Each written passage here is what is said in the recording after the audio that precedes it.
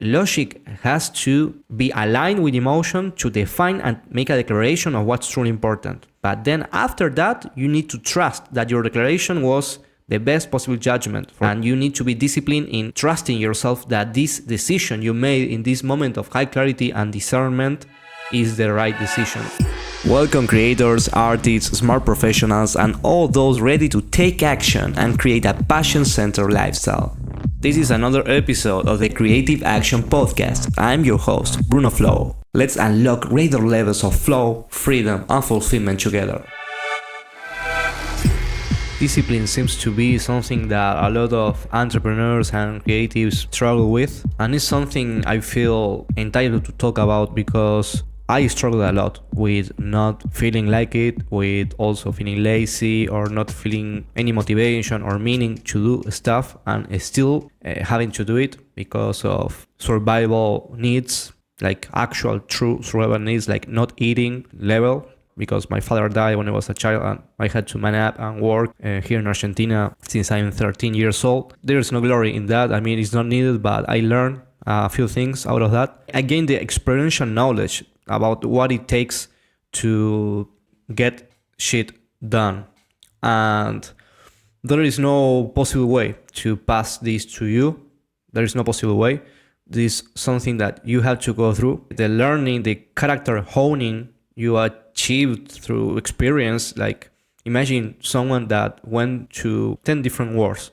That guy cannot give you all his experience, all the things he saw, all the things he felt. It's impossible to pass it to you.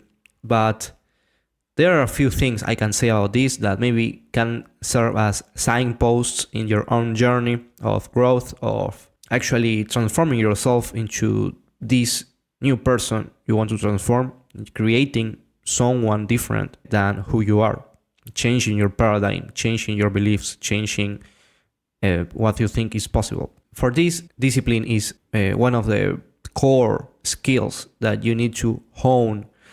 I would say it's a skill because you can improve it. I wouldn't say it's like something you are born with it. No, it's something you can train yourself. It's a skill that can be applied to a whole array of different skills also. So it's a meta skill. One of the things I will say to you, if you want to get discipline, maybe you want to start a new habit, maybe there's something that needs consistency, discipline would be to do things in spite of emotion. Emotions go up and go down, go up and go down, but with discipline you're able to take action in spite of the emotions, and that's highly valuable because real life results need you to take action in a consistent way. So one of the things I would recommend you is to be mindful about why are you doing this thing that you propose yourself to do. Why does it matter? Why is it important? And these questions are deep questions. They don't have an answer like a one sentence answer. These are questions that you need to contemplate and write. You will need to first take action on writing and dedicating an amount of time to think about this. It's not like I'm thinking about this while I'm walking to the station. No. Sit down with the deliberate purpose of figuring out why is this new thing that you want to do important? Why this is something you should do? What is it that you want to achieve with this? One of the main reasons people are not disciplined to get shit done is because they don't put time in figuring out the goal of what they are doing. So, of course, if there is pain involved in the activity and you are not really sure about why you should really do it, you will not do it.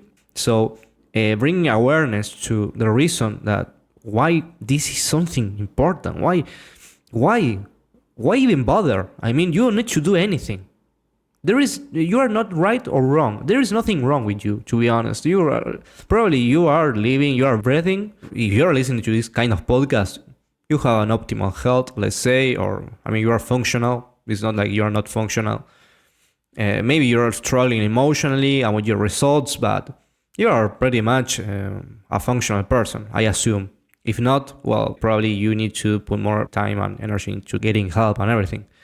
But I assume that you are, maybe you live in a third world country like me, or maybe not. Maybe you live in a first world country or with different possibilities. But whatever is your case, there has to be a good reason for you to do it. This is a personal standard you set up for yourself. If your standard is shit, if your standard has been very low for your whole life, well, man or girl, it's time to change it, because your results are a direct consequence of your standards. If for you it's acceptable to have these kind of results, well, it's time to get angry about this shit that is not happening.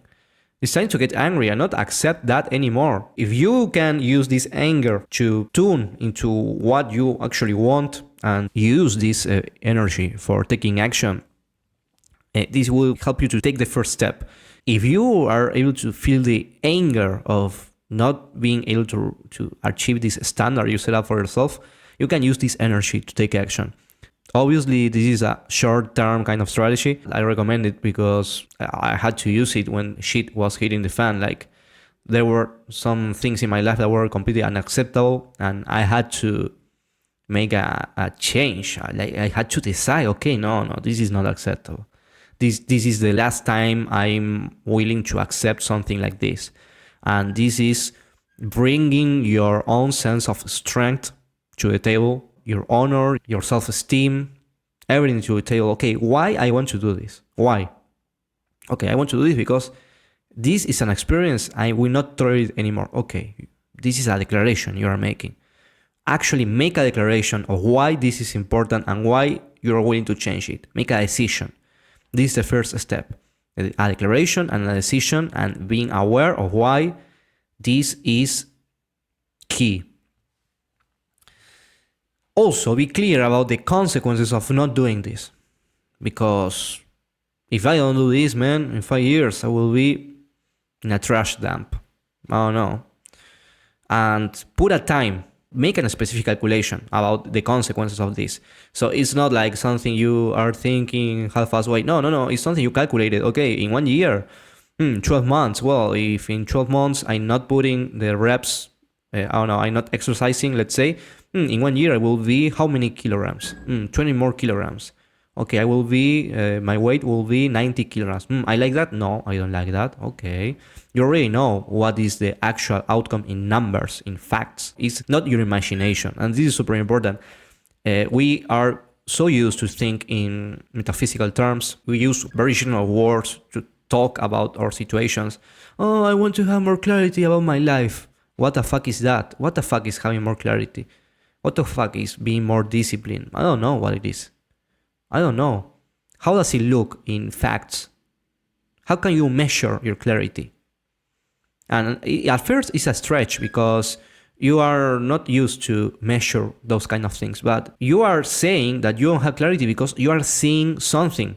You are seeing evidence that is making you say that you don't have clarity. And if you change those facts, if you're able to take action and modify those facts, you will give your perception this information that, okay, yes, this doesn't mean lack of clarity anymore. This means clarity. Okay, I have clarity. So it's super important that we strive to make our declarations and statements in the most specific and precise way with facts. Be clear about the consequences. In example, the facts could be maybe exercise. Okay, I will have this body. If you had this weight before, you can look for a photo and see how it looks and put it in somewhere it's visible for you so you stay aware of the consequence. And in this way, this is a strategy to make sure that you will not get lured into the short-term gratification of not doing the thing, and you will be in tune with the reality, in the logical reality, because this is a logical exercise we're doing here. Logic has to be aligned with emotion to define and make a declaration of what's truly important. But then after that, you need to trust that your declaration was the best possible judgment for you. And you need to be disciplined in trusting yourself that this decision you made in this moment of high clarity and discernment is the right decision, which is the decision of establishing this habit that obviously you will feel a little bit of resistance to start. So to continue, I will span a little bit more about discomfort, because when you are facing any kind of skill or practice, you will feel discomfort, especially at the beginning.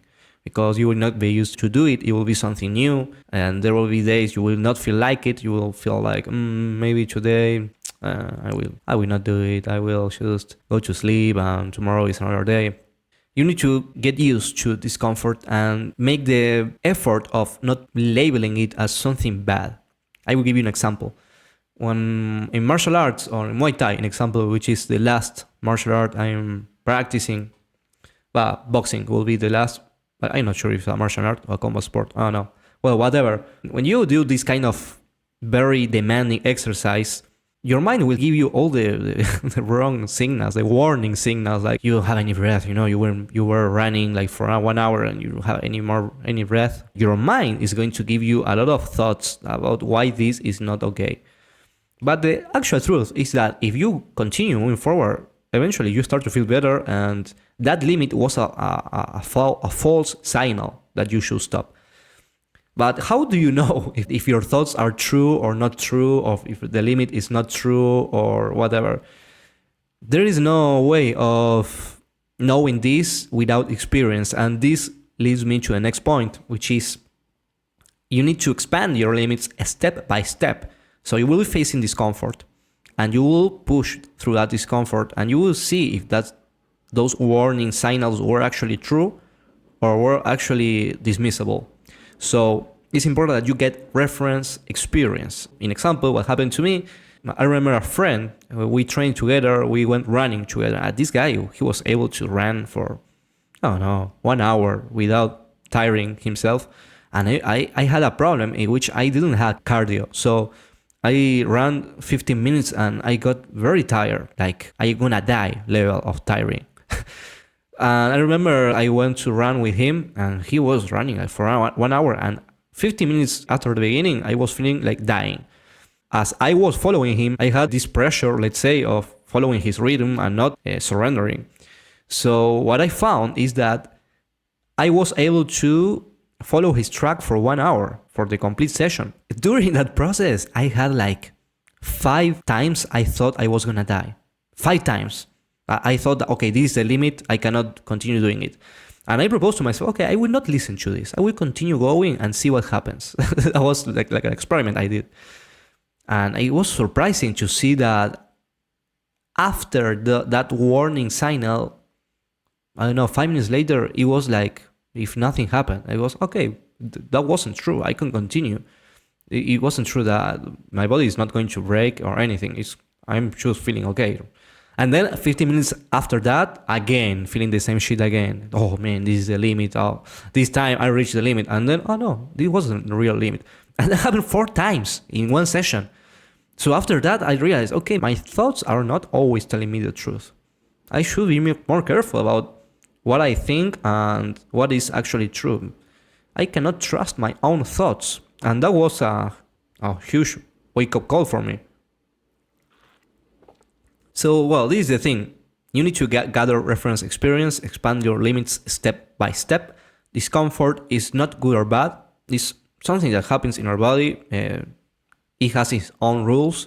With time, you will be able to recognize if this discomfort is, okay, this is actually a real limit, because right now I know that because I went through so much shit in training or in my life in general that I can see when I'm actually facing a limit or if it is just a false alarm.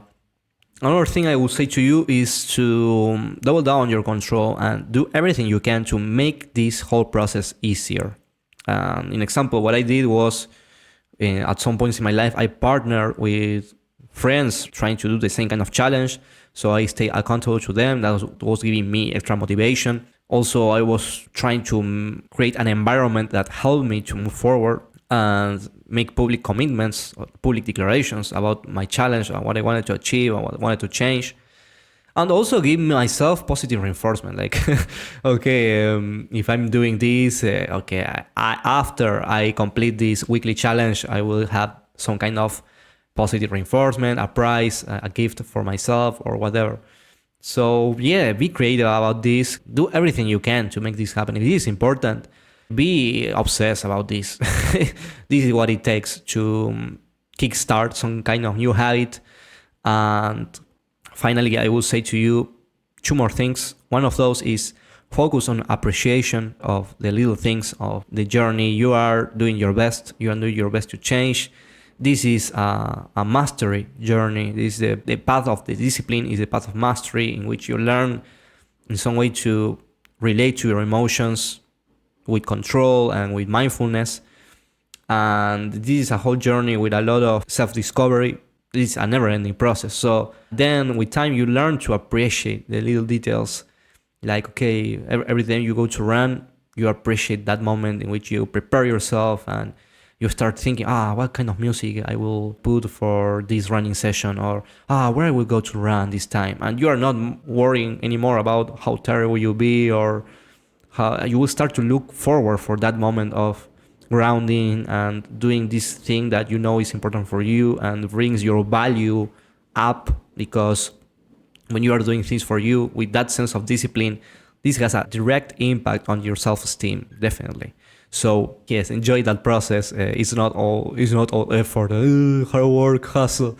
It's not like that at the beginning. Mostly it is like that, and then you start to get used to the group. When you have already set that habit, it might happen that sometimes you are not able to do it, and you know that you can skip 1 day or 2 days, and it doesn't mean that you will be backsliding. But this is tricky, because if you are just starting and this day I'm gonna skip it, and then maybe you backslide and you lose all the progress you did, and you need to start again, and it's more difficult to start again. In my case, I understand what are my limits, or when I can push back a little bit, or when I need to push forward with more decisiveness with some habits. And I'm doing like I have a practice of journaling and reviewing. So if in 1 week I'm backsliding with something, I can easily recognize that and make changes in a weekly basis.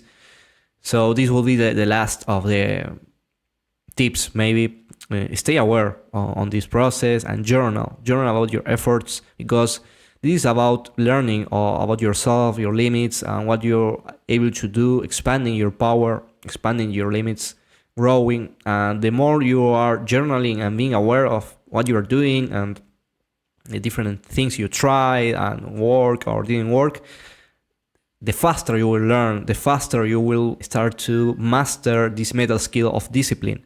So this will be like some kind of discipline journal I'm encouraging you to do, especially if you want to make this a project of creating a new level of discipline for yourself, a new standard or whatever. But yes, these are like 5 high-level tips I'm sharing with you. And as I say to you, this is about practice. This is about putting yourself through the challenges and learning about your own rhythms, your unique abilities, limitations. There are people that they can hustle a lot and like brute force their way into anything, and that's how they work. And there are people that get burned out very easily because they are undertrained and they need to baby step things a lot more.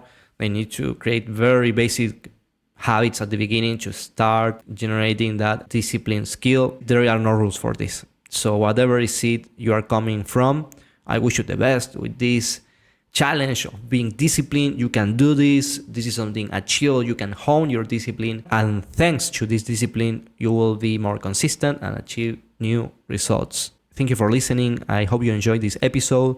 If you like it, you can leave a comment on the YouTube video if you're watching on YouTube. We can also connect on Threads on Instagram. You can check my website, brunoflow.com, and download all the free resources you have there. You have a morning routine guide, how to train your discipline by creating a morning routine that supports your goals and your well-being. I hope you enjoy this. Take care and see you next time. Listen, I have new spots available for you to have a free one-on-one clarity session with me. Go to brunoflow.com/clarity to save your spot. This is for you if you want to realize your creative vision in a faster, predictable, and supported way. I will help you gain clarity on your ultimate goals, your current challenges, and their possible solutions. Of course, if you're a good fit, I will tell you more about my service and answer any questions you may have about it. Go right now to brunoflow.com/clarity and secure your spot.